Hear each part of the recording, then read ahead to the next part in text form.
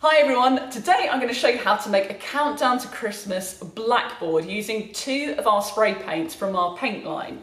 The first one is our spray chalk paint, which we're going to use for the frame, and the other one is our spray chalkboard paint, which we're going to put in the centre here, and then we're going to do a design for our countdown to Christmas. So first thing we need to do is take the glass out of the picture frame. Now I found this in the loft literally last night. We have got loads of picture frames upstairs.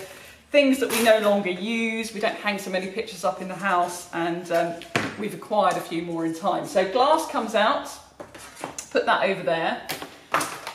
Now this is the board that you have as the backing board. With this particular one, you'll notice that they have put hangers on the back which come through onto the board. Now, in this design that I'm going to do for the Countdown to Christmas chalkboard, this is actually going to be quite easy to hide because I'm going to put some embellishments on here, so these won't be visible in the finished product. So if you've got one like this, don't panic if you can see the hangers coming through. So two parts to this project. The first one, as I say, is that. We've got to make that into a blackboard, and also we've got to sort the frame out. This is very typical of frames that were popular in about the 1990s. They're kind of that sort of orangey pine look to them, and they're not attractive. So what we'll do is we'll give it just a light sand to start with, because if you feel this, it's actually very smooth and it's got that sort of varnished finish to it. So to help the paint stick, I'm literally going to go over it. This is not a job that requires a lot of effort. And I'm just keying the surface to give it a bit of a surface that the paint can easily adhere to. So there we go. Now we're going to use our white chalk paint. What you have to do is shake it up until the balls start moving. I'm going to use our spray gun here.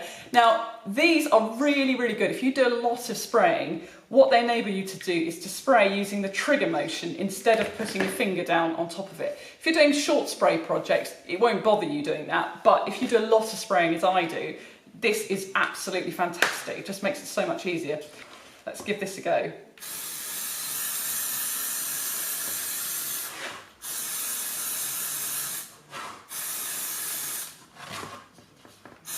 You can see how quickly and easily it transforms that frame.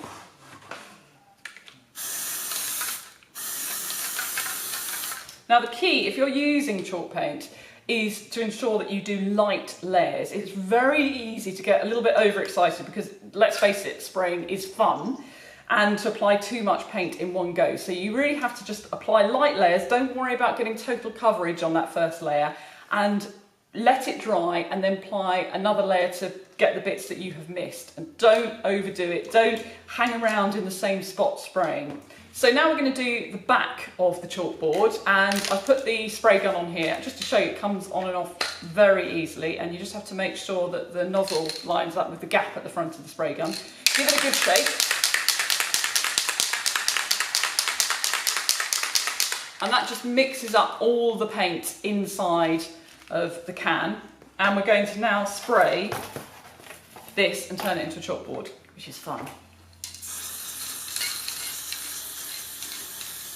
Again, remembering what I said about the frame as well, that you don't want to overspray, you're just laying down that first bit. So as you can see, there are quite a few gaps on that, which is absolutely fine. We're just giving it a light covering. I'm going to let that dry, and then I'm going to come back and apply a second layer to it.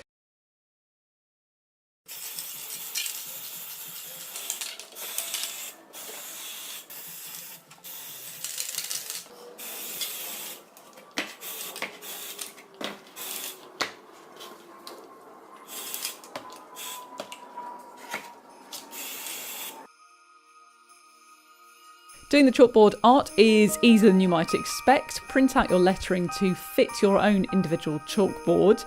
Then cover the back of the piece of paper that has the lettering on with chalk. Place that chalky side down onto your chalkboard, and on the top side you want to trace round the letters with an ordinary pencil. The pressure of that pencil transfers some of the chalky finish onto the chalkboard, and you're left with a ghostly outline which you can then follow with your chalkboard pen. So here's the finished product, our Countdown to Christmas board. As well as the lettering, I also added a box, and that's the area where we can add the number of sleeps left until Christmas. And I covered up those unsightly fixings on the board by adding some felt holly leaves. And if you follow this tutorial or use any of our paints in your projects, then don't forget to share them on social media with #PintyPluser.